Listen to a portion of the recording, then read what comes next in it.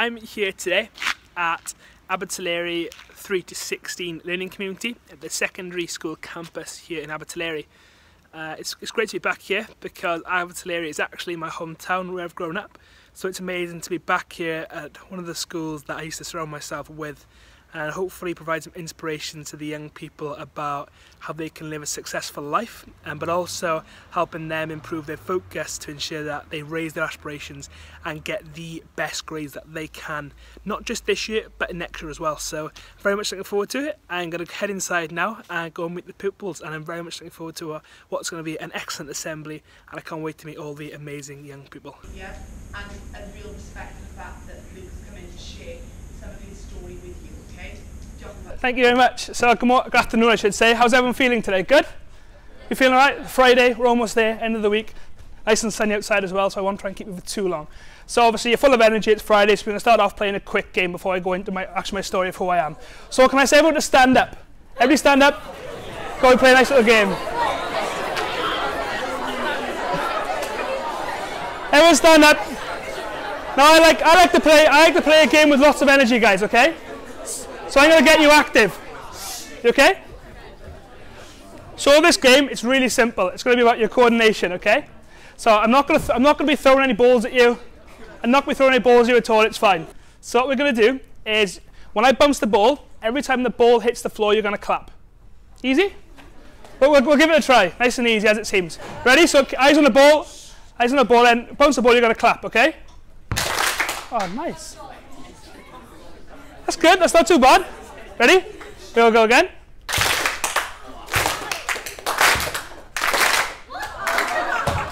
Okay. So you've got to listen for this, guys. You've got to concentrate really hard. So if I throw a dummy like that and you clap, and you have to sit down, a bit of competition, okay? I've heard you like competitions, we'll do that, okay? So keep a lookout when the ball touches the floor and have a nice clap. You ready?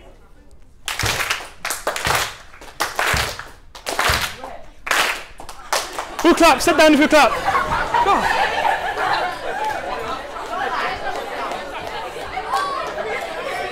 That's a lot of you down. That's a lot of you down. We'll go again. You ready?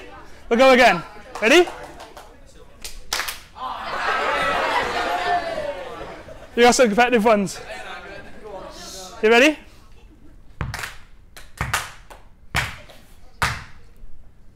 Oh, good. Oh. Bit of honesty. I sit down. Good. That's a fun little game out to play. A nice bit of energy.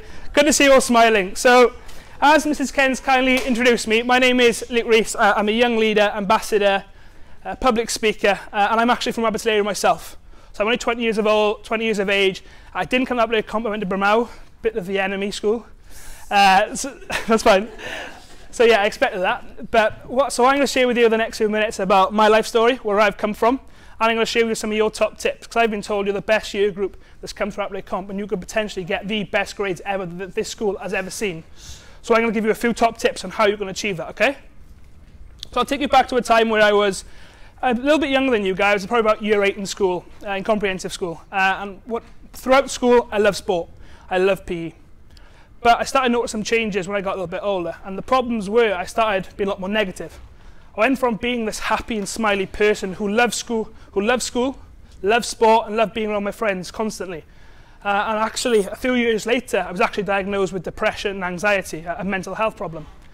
And through that, I started realizing that I wasn't that person that I wanted to be.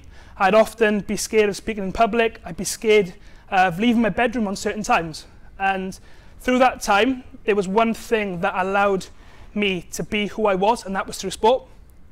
Come 4 o'clock after school, I would be the first one down on that field with a ball, trying to play a game of football or rugby or whatever. I was the only person that wanted to play sport, but really with me, that depression, that sadness in my life rejected me, and I never went to school. I've done about 35% attendance between year 8 and year 10, and this image probably describes me best in school. The branch, I was holding on to that last branch in school. Some of you here today may be in the same situation. I was holding on to that last branch, but the problem was my pride was weighing me down. You notice that you've got lots of hands trying to help you. Every teacher, my family member was trying to help me, trying to give me that helping hand for I could become better and improve. But the problem was my pride was weighing me down. So I realized that in order to become the person who I wanted to be, to get cleared of all my mental health issues, I had to take a big step. So I managed to lose go of my pride and take that hand. And actually in year 10, I had a plan. I had a goal. Raise of hands. Any of you have ever set a goal? Have hands? A few of you? Oh, quite a few of you. Good. Nice. So as you guys probably know, you write down a nice little goal and you think it's going to be a nice, straightforward, easy line. Especially when you come to your GCSEs, you think, oh yeah, I'm going to set myself a B in a certain subject. But you know that B isn't going to come easy. You've got to be willing to work hard for it. And you'll realize across that you're going to get lots of challenges. You're going to get lots of obstacles that you're going to have to overcome. But when you overcome them obstacles, you'll become a much better person for that. So one thing I decided to do was I was going to use sport to change my life. That's what I was going to do. I decided. I said to my teacher that I'm going to do something that nobody else has done, and I'm going to join a course. And you'll probably notice a ledge centre up in Abertillery. So I'd done a qualification called Sports Leaders UK. Any of you done Sports Leaders? Put your hand up. A few of you? No? A few of you? Look, year 11s. So I done Sports Leaders. And originally I said to my teacher, right, I'm going to do it. I'm going to do Sports Leaders. But the problem was my teacher said, no, you can't do it. You can't do Sports Leaders, you're never in school. So I had to convince him, I had to make him a promise that through doing Sports Leaders, I was going to change my life and it would get me back on track. I never knew that actually a year on down the line, after doing Sports Leaders and becoming a leader and started coaching in different schools in the local area around Abertillery, that I was cleared of all my mental health issues. They were gone. They were in the past. And they were only in the past because I decided that I was going to put that behind me and I was going to focus on moving forward. But there's one thing that I can give to you, one bit of advice I'm going to give to you today on how volunteering in schools changed my life. Because by helping others, I was actually helping myself. There's no greater reward than going to school and seeing the kids smiling, enthusiastic, loving what they're doing, and you've been able to facilitate that. You're in charge. Because of you, they're loving and playing sport. But if I hadn't gone into a school, then none of this would have happened, and I certainly wouldn't be here today. So I'll do another little game. I need a volunteer. One volunteer, put your hand up. Nice, come to the front. Come on. Give him a round of applause, guys. Nice. What's your name? Anthony. Pardon? Anthony. Anthony, okay. So Anthony's kindly volunteered to come up the front today. He doesn't know what he's in for yet. No. So in life, Anthony, you're going to get lots of opportunities given to you, like you just did then. Yeah. You're going to get good ones, and you're going to get bad ones. Unfortunately, this is a bad one. So we're going to get you to give us 100 press-ups in front of the whole school. Oh, right. I'm joking. Anthony, come back. Anthony, come back, come back.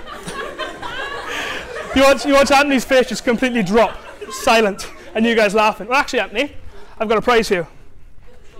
Oh, chocolates. Take a seat. Thank you. Brilliant.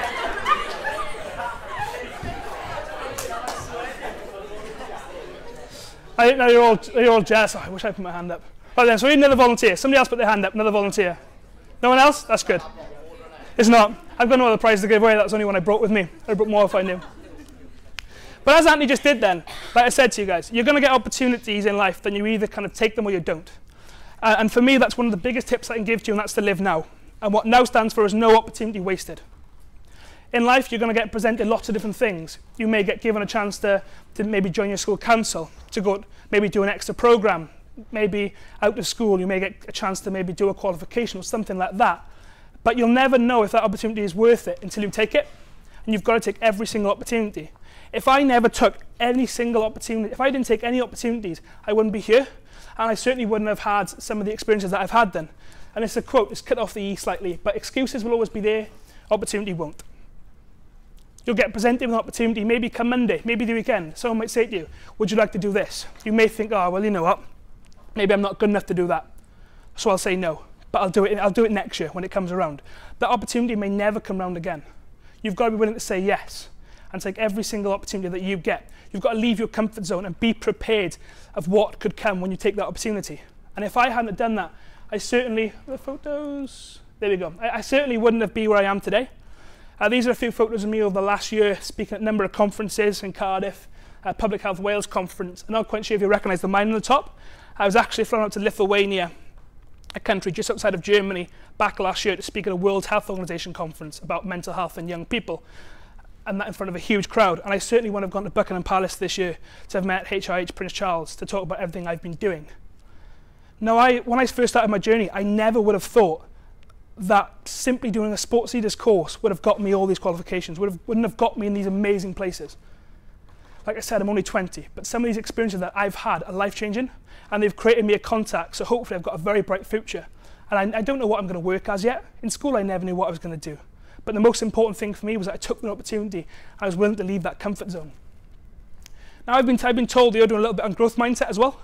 And obviously, in order to have a growth mindset, you've got to be willing to leave that comfort zone. You've got to be willing to be prepared to take action for the stuff you're doing. And this is something that I really like, 10 things that require 0 talent. If you guys can do every single one of these things on the board, you're going to have a great life. I guarantee it. Whether you want to maybe next year get your best GCSEs you can get, maybe in the future go to college, university, maybe even get an apprenticeship or start working. You can do whatever you want as long as you apply these 10 things. It's something about what I say, every single person in this hall here today, you was born equal. Every single person was given the same opportunity when they come to school. Some of you will take every opportunity you get, and some of you will work really hard, and you will get the best life that you want, the life that you're working for. But some of you will just embrace it. And some of you won't get what you deserve, but you've got to be willing to work hard and apply these 10 things. Being on time. These are all things we can apply to school. Being on time, being here before the bell, making sure you can maximize your learning. Your body language, energy, coming to class with a smile on your face, willing to learn. It's not going to be easy. I never said it would be. I've experienced that myself, but you've got to be willing to do it. And these are 10 things you can apply. And it's about average skill, phenomenal will. If you've got the phenomenal will to do anything, you can achieve anything that you want in life, in school, the grades that you want. Everyone's got average skill, but some work harder and have that phenomenal will. So I'm now going to give you two top tips on how you can get the best GCSEs this year and next year. Now, I'll be honest, I'm not the brightest spark. I didn't get the best GCSEs. And I'll be honest, I didn't like school. My complete honesty, school wasn't for me. But somebody asked me a couple of months ago, when I was speaking up in London, they said, well, if you don't like school, then why did you go? And it's simple. In life, you're going to have to do things that you don't like in order to be able to live how you want to live. You've got to be willing to do things that you don't like. It's going to be uncomfortable. It's going to be hard. But in order to get to that where you want to be in a few years' time, that's what's going to get you there. And one of the biggest things that's helped me in my life was setting a goal. What are you aiming for? For you guys, it's perfect. Maybe if you've got a few exams left this year, or you've got exams next year, set yourselves a goal. Break it down. What do you want to achieve in that time? What are you aiming for? What are your grades? What do you want to do in the future? Do you want to go to university? Do you want to go to college? Or maybe you don't know. But the best thing you can do is put a goal down, set yourself some goal for grades and work towards that, so it gives you something to aim for. The next thing that's been big for me is knowing what is your why. Your why is what motivates you. Your why is what gets you out of bed every single morning. Your why has to be something that makes you get upset. It has to make you feel emotional. For me, my why is easy. I do it for my family. I know when I suffer mental health, I put them in places that I never wanted them to. They were constantly upset, constantly worried about me. But I've overcome that. That's in my past. So my why is now to make them proud, to show that, yes, that was a bad phase, but the positive phase is going to be moving forward. Find out what your why is and let that be a motivation. Go to bed every single night knowing that you've done that one more thing. So go to bed every night, knowing that you have stepped one step closer to that goal that you're aiming for. Every single day is a challenge. Set yourself 2 goals every morning. Simply do that. Then I've got change starts with you. That's the biggest thing I can tell you. Nobody can point fingers to anyone. You can't point fingers to teachers and say, well, you didn't teach me the best. The change has to start with you. You're the only one that can be held accountable. 4 quick things that help you with revision. Turn off your mobiles. One of the biggest thing I've done this year. Put your mobile phone on aeroplane mode or turn it off for 1 hour every single day. During that hour, revise, read. Do something that you want to know. I'll be quick, the last ones. Plan ahead and set yourself a goal and the alarm clock. Wake up an hour earlier. I challenge you to wake up 1 hour every single day earlier. It's going to give you so much time. The rest of your mates are still going to be sleeping in bed. But you're going to do something that they can't in that 1 hour. And that's what's going to be that difference. And one of the quotes that I use, you can't see that, but it's believe in yourself. So many young people don't believe in themselves and don't believe in their own ability. If you be you and believe in yourself, you can do anything that you set your mind to. In life, outside of school and education, you can get the best grades ever. Thank you very much, guys. Enough credit isn't given to you guys. You are awesome. And you just not believe that. When you believe that you're awesome, you can achieve anything. And if you believe that you're awesome, you're going to have a great future ahead of you. That's my social media. Feel free to follow, engage, tell me how you felt today. But most importantly, thanks for your time, and I wish you best luck with your exams and next year. Thank you, Deb. Cheers. Wonderful to welcome Luke into our school this afternoon.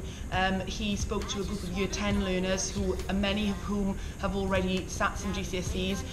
They are an extremely able year group, and the delivery of what Luke has said has actually made them really focused, and they were completely engaged throughout the presentation. Luke's journey has been emotional, and actually the response from some of our learners was showing that emotion. But I'm sure that the key messages that came across were extremely effective for this year group, and actually I've now invited Luke to come in to deliver to all of our year groups, as his message was so poignant.